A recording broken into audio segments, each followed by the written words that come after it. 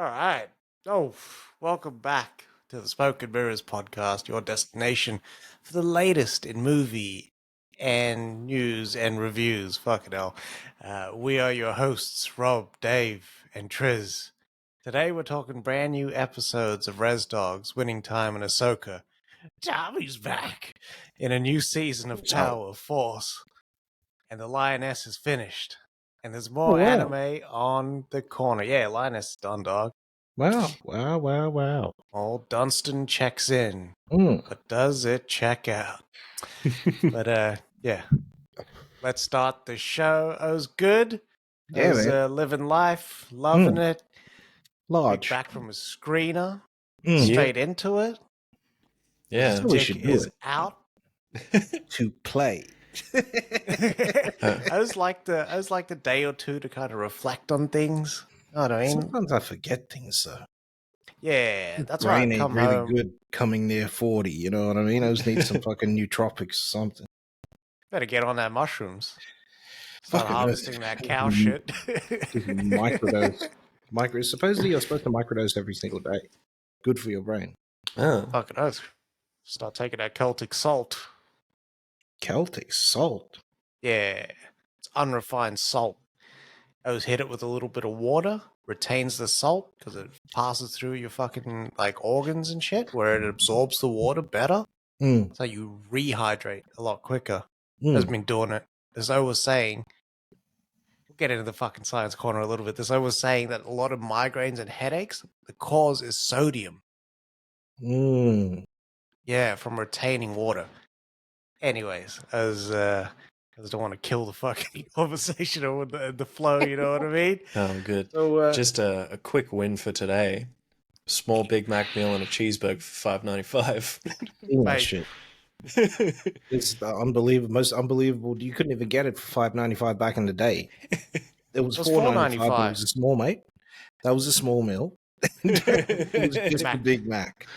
The most Mac value you ever had in your life. Fuck, that's a mad 100%. deal. I was going back to 98 there. Fucking oath. You know, that's only when they released the value meals. Sorry if I hijacked this podcast, but yeah, that's when they released them. Like when in 98 around then, before you'd have to buy, like that's why everyone would be like, double quarter pounder or quarter pounder and medium fries and a large cherry coke and a cherry pie. Big Mac. They still do that shit in the States. Yeah. And I see it as a fucking win. Tell you the truth, the way I'm eating now, just burgers, fuck out of here. As if I'm not going to cruise up to In-N-Out and just be like, 2 double doubles, thank you. Thank you. So you kindly, sir. All right. Let's kick it off with the anime corner there, Big Duh. No worries. So, I've been getting mad excited. So O's been getting mad hype because Ichigo's finally come through in Bleach now. Like, he's done all his training, he's learnt from the Soul King as part of the Soul Society, and now he's in the fray, he's in the battle. But this was the most useless fucking episode in the world. It actually low-key pissed me off. Like, it was very much like, okay, so Kenpachi has this awesome fucking fight with the maddest visuals. Now Kenpachi is like Gonski. He's gone to go do his own thing and go find his lieutenant that's disappeared. This is the one that had the possessed sword. Yeah. And now Ichigo's shown up, and fucking all of the Stern Ridders have shown up to come fuck Ichigo's day up. And Ichigo isn't even fighting these guys. He's just like, throws them around and shit. I'm like, what is this, mate? Like, he's like, I've got to bypass every battle so I can get to the king. To get to Iwak, the fucking Quincy King. So he's like dodging all these guys and just... Say, my man! What's your name? And so, like, everyone's coming for him, and he just fucking dodges, or he's, like, throwing people out the way. He's getting, like, fucked up as well, and then he's like, haha, just, like, smacks the rubble off him, dirt off the shoulder type shit, and then keeps moving. Fucking, it's legit, like, the last 10 minutes of this is just that, with people talking, saying how they're gonna fuck Ichigo up. And then Ichigo realizes that his friend Ishida from the original series, who was a Quincy and his friend, is part of the Stern Ritters now as well. He's the king's right-hand man. Dead ringers. Trail. Yeah, he's the heir to the throne and everything. Damn. And Ichigo sees him, loses his shit, asking him why the fuck is he doing this shit. Ishida, obviously, in classic villain fashion, gives him no answer, but still answers the question. Shut your mouth, peasant. Now let me hit you with 30 minutes of exposition. Fucking hell. Any sex in this show? Nah, no sex, but it is, some of the characters are very sexualized. Like, there's a lieutenant, she's a lieutenant for this captain that's like 14 years old. This guy's a prodigy. And she just has like massive tits just hanging out of this fucking robe and shit. Jesus. They so do call the show Bloach. Fucking belch, mate. There was a moment where this chick gets pissed off when Ishida is introduced as the heir to the throne, and she points at this one guy and she's like, "Meet me in my room." And this guy's mad excited, think he's about to hit the yeeks, and then she just fucking blows this guy's head off. Jesus. Fucking hell. It's the blowback. But yeah, like, that was it for this episode of Bleach, and we were meant to get another one on Sunday, but they've delayed until the coming Sunday. They had a week break. Yeah. Jujutsu Kaisen popped off again. Now we're finally back into the fray after their 3 or 4 week break. We're back in the present now, which is fucking cool. And you find out that there's actually a mole in the Sorcerer's Academy. And it's actually one of the people that we've been sort of confiding in all this fucking time with, like, Yuji and all that shit. So there's this one guy, they call him Mekamaru because he's always been seen as just a robot. Kind of looks like he looks like C-3PO or one of those assassin droids, the HKs from fucking Star Wars. But like a tree's grown over them. But fucking, you find out that this guy, much like Megumi's dad, how I was mentioning how he had the Heavenly Pact, he's done this as well. So he can just build droids and take over them anywhere in Japan. Fucking, so you find out that he's the mole, and you think that, you know, Yuji and all that are coming to go find him, and as they open the door, it flicks, and it's just fucking Gito and Mahito, who the villains who have shown up to his doorstep. And this guy goes apeshit. Mahito walks up and fucking, he goes to go retrieve Mekamaru, and he heals this guy because you find out he's just all fucked up and bandaged in this bath where he's controlling all these droids. Like, he has no skin, he's like fucking no eyelids and shit like that. He kind of looks like Old Mate from Hellboy. And then Mahito just ends up healing him because that's his, like, sorcerer's power. And this guy, like, just sends all his drones after him. Thank you. And he fucking disappears, and you find out that where he's been hiding is underneath this massive fucking dam in Tokyo. And you see them get to the top of the dam, and he's in this massive fucking drone, and he's jumped out the fucking water. And then it's just like a massive Gundam fight, basically. And fucking, he's fighting Mahito, and then fucking, nothing's hitting this guy, because whatever hits him, he can just regenerate, since he's like surgical master. But then the fight actually doesn't end, and it just flicks back to Yuji and all that, and they're trying to get to this massive fight because they see all the shit going off. And so next episode will be the next part of this fight as well. Fuck, these motherfuckers is notorious for cutting these fights. We'll give you this one fight over 7 episodes. That's not edging, you know what I mean? But then I see these clips on IG. It's like the best anime fights ever. And I was just like, show me more. It's like Kylo Ren, more. Have you ever seen that meme where it's the fucking, when your toddler's in the line at Messina ordering the fucking, the waiter? More!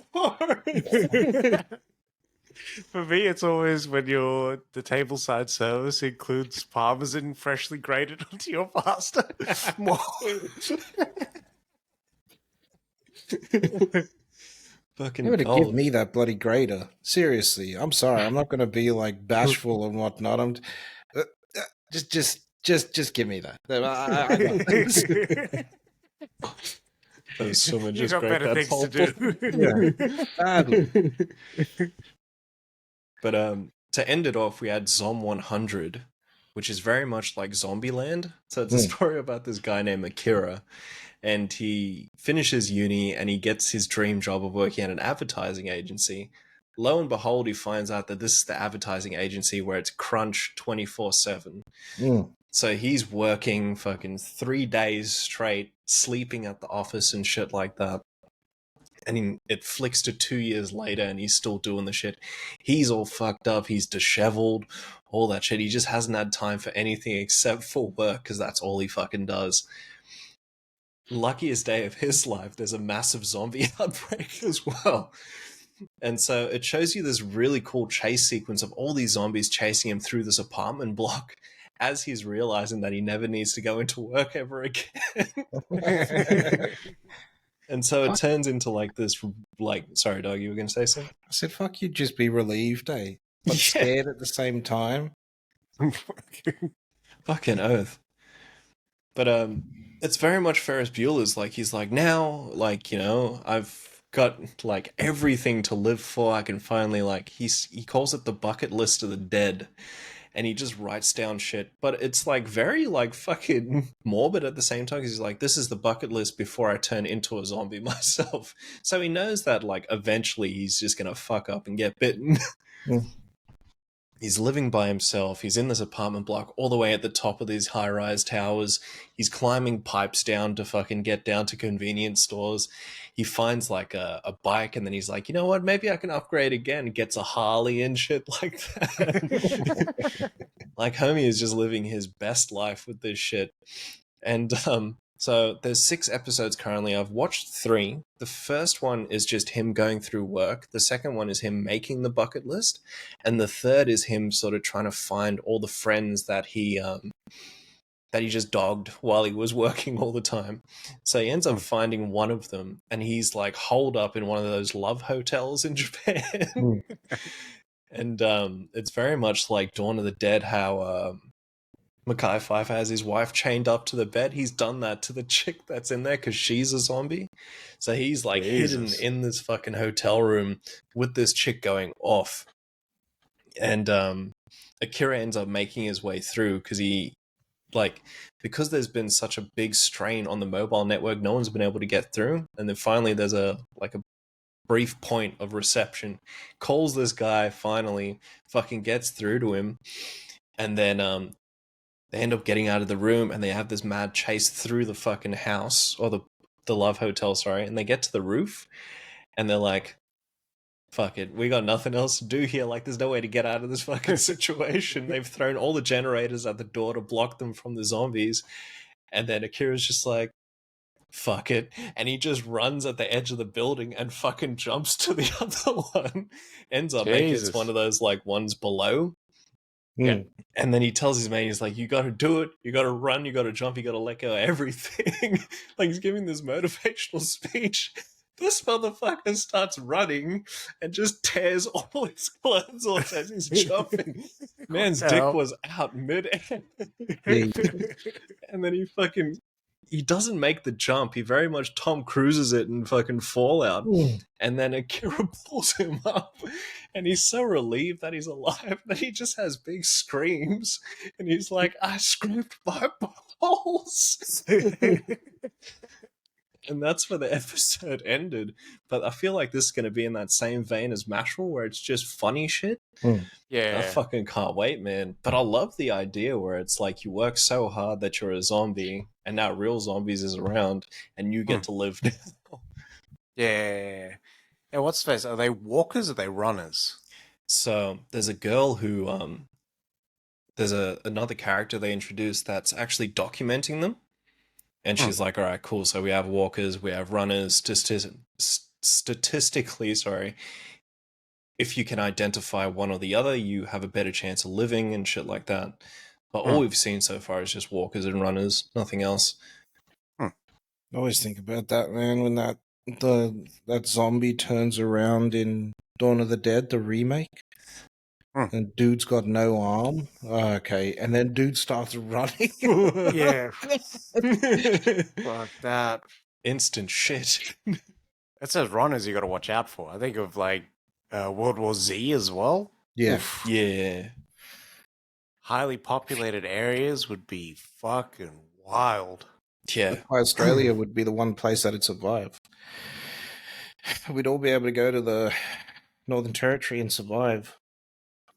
There's only 26 million on this piece of rock, so I mean, we can get to killing. Jesus. If you want to get to fight, changes a man. It's true though. Like, there's eventually going to be some form of killing with a zombie outbreak. Yeah. You don't want to do it, but you have to. Yeah. This guy. I'm Wesley Snipes people that I know. You know how I get to. Wow. Oz has been thinking about it, like, when push comes to shove, will I be Joel or will I be fucking the bitch who just dies? Not Tess, but like just a random survivor that just like, I can't handle it. Bang bang. Killing's easy as breathing.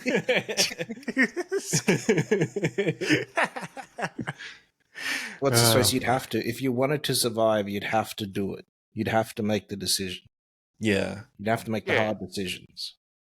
I reckon. Yeah, 100%. It's the only way you survive. Wouldn't be no like, let's just get to killing. No. You'd have to build that up. Yeah. Yeah. Like something you'd need to turn off in your brain. Your brain doesn't want to kill people. It's sick people that kill other people. Yeah. Yeah, I think because Oz has like people that like are fucking like UOs where I'm like, if something were to happen, I'm like, fuck it, I gotta get all my family together. And I'm fucking trekking it everywhere I can. Oz is running over into. It's fucked over here though, because we got no guns, man. Yeah, what are we gonna do? I don't have makeshift tools and shit to take down zombies. Yeah, everyone's got a fucking molar to a Bunnings or something like that. Oh yeah, the Bunnings is getting hit. Yeah, big time. I was got a little bit of a theory there. If they ever wanted to do a zombie test, it would be in Australia because they've taken everyone's guns. Or New Zealand. Yeah, or New Zealand. But then a mad sort of synopsis for a zombie movie in a warehouse. Yeah, because Oz works in a warehouse. Like, I'm thinking about it every day. I'm seeing all the angles, my friend. Fuck. In the really tall shelves, Oz could have a little treehouse hideaway there where no one can get to it. Sweet. Oz has turned myself into. I go straight dead Zell into what's his face in the warehouse, my friends. It's just nail cutting everyone pause. Oh, fuck. All right. Res Dogs episode 6. This one was called Frankfurter Sandwich. The basic premise for the episode was Cheese has just been addicted to VR games for the longest time, so his grandmother gets him to go out on like a fishing trip with his uncles, and it's not like the uncles, like blood uncles. These are like the South African style like uncles. Yeah. But it's just you've been in the family for long enough where now you're an uncle. No, you're right. And it's Big, which is Zahn McClarnon from Doctor Sleep, and then Brownie and also Bucky.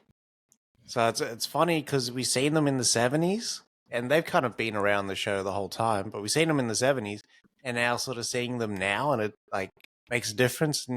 And Brownie talks about how the way that you fight against depression and stuff is you just be yourself. So, and then Cheese is like, and how do you be yourself? And they're out there like fishing and whatnot. They've got their different styles of fishing. whereas Big will like actually use a rod and whatnot, and Bucky, who's a science guy, drugs the fish using this organic, and then just puts them in his bag, and then That's how like the they have them. Amazons hunt. You know that, yeah? There's a They drug certain thing that they make, and they go out in the water and they just chuck it in the water, puts the fish to sleep, and they just pick up. That's what he was doing. Yeah. Fucking wow. That's what he was doing, and then they have a mad fish fry up afterwards, and then a mad sleep. As you do. But then they do this thing where they're kind of talking together, and because Cheese used to be for like an episode in like this group home where they had these little counseling sessions, he uses the same concept on them. Now these are men that haven't really sort of interacted with each other on an emotional level, because you don't get taught that. That's not some shit that like, you know, every parent does, and you don't go through society because you don't get that many opportunities to do that, right? Like people didn't do that back in the day, and it's only basically a new thing that is out in the forefront. So Cheese is now teaching it to these O's, and it's like the talk that they sort of have that Big brings up, who's the cop in the town, the sheriff. They've got a name. They had them in Wind River as well. It was Reservation Police. Reservation Police. Yeah. Respa. Yeah. So he's the one that brings up Maximus. And Maximus was Graham Greene's character with the mohawk. Yeah. A couple of episodes ago. So yeah, he was talking about him and how he wasn't there for him and whatnot. And that's when it clicks for Cheese that this disconnection from the world is also disconnection from his people, from his friend circle as well. So in order for him to really sort of get the most from this fishing trip, he invites his friends out, and his friends bring Sonic, the big shakes and whatnot. I was like, fuck, those are big drinks, man. Mate, Sonic is like, supposedly the food is trash, but the drinks are supposed to be next level from Sonic. I might just have to get a big old drink. That might be the day's calories right there. Stays on the water, my friend. But yeah, that was Res Dogs. Really, really liked the episode. It doesn't feel like it's leading anywhere. You know what I mean? Like, this is the last season for the series, and it's done. It doesn't feel like it's going to a place like other shows where now find out the finale or whatnot. Nah, it's like still like episodic in nature. Yeah. I was just fine with it, but like, I don't know. It feels like Atlanta in that way. Yeah. What's his name? Who? The Keith? The guy that in Disney. What's his name? Disney. Yeah, he becomes the head of Disney because of his name. He's got like the widest name. After the Goofy movie one? Yeah. That is the best, nearly the best episode of TV I've ever seen. For real? It's amazing, that episode. It was so good. Atlanta had so many good episodes. I just didn't like how they wrapped it up. Yeah. For me, that's the thing that pissed me off, that it was all Darius's sort of dreams and sessions in the tank. It makes sense though, but I just didn't like how convenient that was. Yeah. But that means that none of that stuff happened. No. Ever. And their lives are probably completely different. But his dreams for his friends, or they may not have even existed. Yeah. Yeah. Lioness finale. So, if you want to talk about fucking convenience, the end of this episode had convenience coming right out your fucking ass. Because, it started off fine. They're setting up for the operation. They're all there in Mallorca. I like that. There was this thing where, okay, you jump on a plane, you fly to Spain, but it's coming from an Arabic airline, so that looks like sort of like you were sort of on that path to kind of get there. We're going to go set up operationally, get our yacht going, set up outside of the coastal little castle thing that you got. The wedding's going to be held there and whatnot. So like that setup was there. Then that governmental operational control room is kind of going, and Doug from House of Cards is in there, and Morgan M.F. Freeman is back. The motherfucker returns. So he's there, and he's basically shitting on the whole thing, right? Because for some reason, and I understand it, because if they were to frisk their operative that's being sort of inserted. put in with inserted, if they were to frisk them, they would find like any bugs or transmitting devices and whatnot. So she's got a little sort of panic button on her necklace and her bracelet. So if she presses any one of those, it's exfil from any place possible. So her job here at the wedding, get in there, sight the father, then kill the father, and then exfil, get out of there. So anyways, the way that they started the setup, because as soon as she gets to the place where they're going to have the wedding, the bride, who's like the chick that she's been having this torrid, vigorous lesbian relationship with for the last 2 episodes, her soon-to-be husband has a bug up his ass about Cruz for some reason. Never was there in any of the other prior episodes. In fact, he was very protective of her, because she gets like, this guy goes to assault her in one of the episodes, and she fucking pushes him back and lays him out, and then he sends the guy away and then reassures her that he won't be back. But in this episode then goes, you left the hotel room crying, you're doing like, like you were very emotional. Why? And then she tells him, because your wife's life is about to change and mine is not. And then he slaps her out of nowhere and then says, after tonight, it's goodbye. And then proceeds to like check out her ID to make sure that she's really who she says she is. And it's like, but why add that in this episode? You would have laid missing. Is there another episode before this where he's... Yeah, exactly. You would have laid breadcrumbs way before. The whole way through. Him and his... snide look, or like, just something. Dude. Fucking hell. But yeah, so they didn't set up any of that. But now he's got this bug up his ass. He finds some shit on her. Cruz also... Like, they introduce sort of what happens on an Arabic wedding night, which was actually really, really cool, because they stuck to the rules of the men's side, the women's side, and then everyone's sort of waiting for this wedding to happen from 10 p.m. at night. And the woman rocks up at 12, so she doesn't seem anxious, and then they go out and they kind of do the ceremony or whatnot, and then they party, and then they both separate again. The man and the woman separates again, they have their own parties, and then they come back together. That was pretty cool. And the maddest thing about it, the ceremony, fuck seats, dog. These O's had couches. Couches. Like, that's comfort you ain't never seen in a wedding before.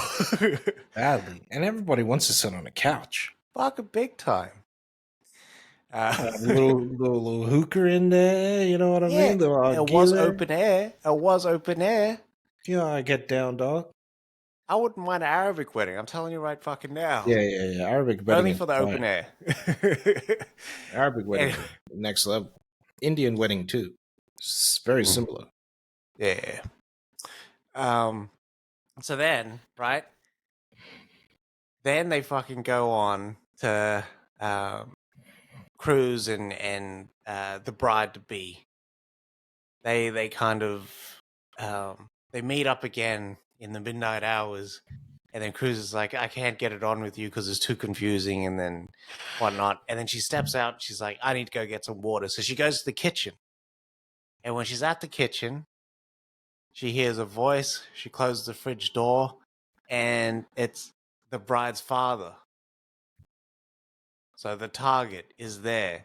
Then Asan, you see a shot of Asan fucking finding out that Cruz is actually some military person. It's like a marine or whatnot. Shut. Yeah. And then runs. And then for some reason, he wasn't tracking her or anything. He doesn't call security. He goes himself. And he knows exactly where to run. He runs straight to the kitchen. He's like, Marine! And then Cruz, like in the blink of an eye, just turns into Jason fucking Bourne. She takes a knife. She kills the father. Cold-blooded. She had the maddest interaction with the father where they were trying this gelato that's only made in Spain, but apparently it's as good as Italy. Like if you're not getting gelato in Italy, this is the place where you get gelato, and it's like a pre-packaged. I don't know. I'm not a gelato man, but anyways, The best gelato on the planet came from here, my friend. From here, from Australia, in a little shop in bloody near Newtown there. I don't know. This is some pre-packaged stuff. You can work out all that shit. Like you go knock on Taylor Sheridan's door after Kevin Costner's finished with him. Oh God, that's tough. I just saw Costa walking out, putting his jacket back on with blood on his knuckles. He just straight up accused He's him of all being yours. lazy. Jesus. Did you hear what he said? No. Who, Costner or Sheridan? Costner. What did he say? Costner came out recently and goes, they had me for that last season because they were going to shoot 5A and 5B. Yeah. Right? And he was like, they said between 5A and 5B, we will take a break. And he was like, that's fine. I'm going to go shoot my Western then. No worries. They fucked up and couldn't get their shit together. He had to cancel his Western so that he could go do what's his face. So that's why he's pissed. Because I would be too. He was like, they're lazy and they don't know how to organize. Jesus. Yeah. That's fucking wild. Yeah, that's It's not dumb. like you keep someone like Kevin Costner sort of just like waiting for scripts, you know what I mean? I'm hungry, I want to eat now. He's the biggest And star in the world right now. This was the schedule that we had for 4 prior seasons, motherfucker. That we agreed to. Yeah. Anyway. I'd be suing. Yeah. All right. So anyways, she knifes these O's down big time. Like excessive stabbing. You know, like Melissa Barrera stabs in Scream? Yeah. In Scream 6? Like that. She kills these O's. Asan and what's-his-face. And then X-Fills. And these Arabicos is shooting at her. She's like running through the courtyard and shit because she hit the locator. She's running through the courtyard and whatnot.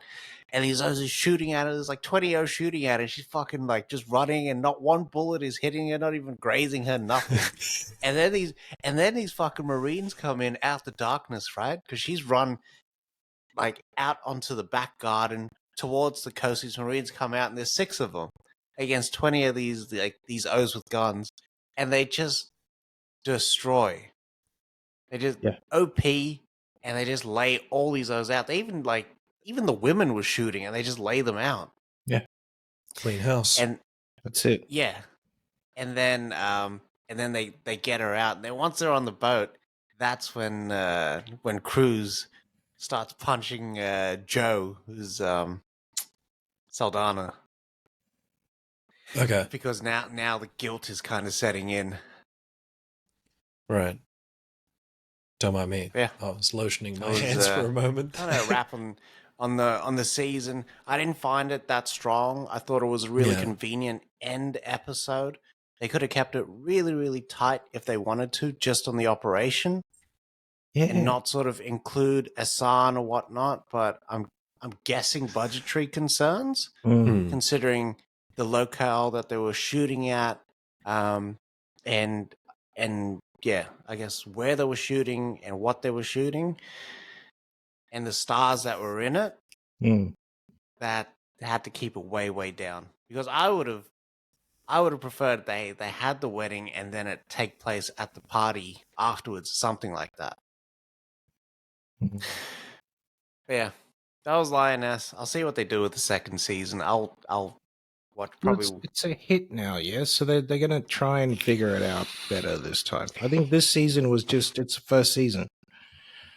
Can't throw everything at it. I would have loved. It sounds like they only do one operation throughout this whole season. I would have loved to see at least 2 operations in the season. They can't be they the only do. team out there. They do, but there's lots of little mini missions that kind of happen along the way. Hmm. And you get to see everyone sort of operate and whatnot. But for me, it was the family drama that sort of drove a lot of it home Hmm. for me. Like in this episode, it was really cool that um, Zoe Saldana and her husband have a fight because she's on operation, but she's getting personal calls. And she's like emotional or whatnot because the daughter's upset and having night terrors and whatnot. The father's like frustrated as shit because, like, why can't we call you? You know what I mean? Like, why do I have to sort of deal with this all on my own? But she's also frustrated because, like, I've got to keep my head in the game and you're fucking my chi up big time. Yeah. So, Yeah. like, they kind of had to smooth things over just for the situation. Mm. And then they yeah. I'm She trying to returns put home at Tiger the end. Bomb on this jungle's nuts. Fuck. All right. So the power, Tommy, I refuse to call it Force, is back. It's the second season. Episode 1 started off fine. We get to see Tommy sort of because he's sided with CBI, so him and Diamond split the crew away from Diamond's brother.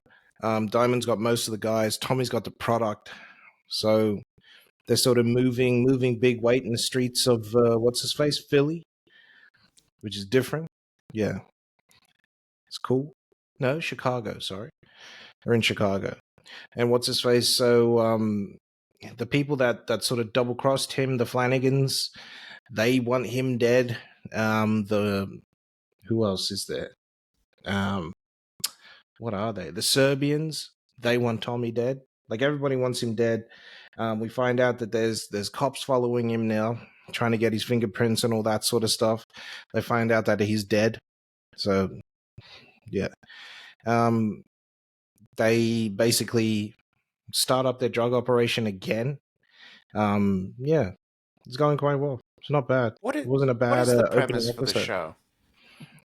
What's the preface of the show? He wants power. He wants to run the streets of Chicago. He wants to be the biggest drug lord in Chicago. And this is like a sequel to the main show? Yeah. Right. The spin-off with Tommy. Joseph Sikora. Yeah.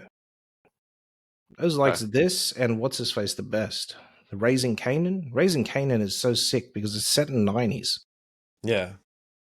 The music could be fire. Oh man. And the clothes? Mate.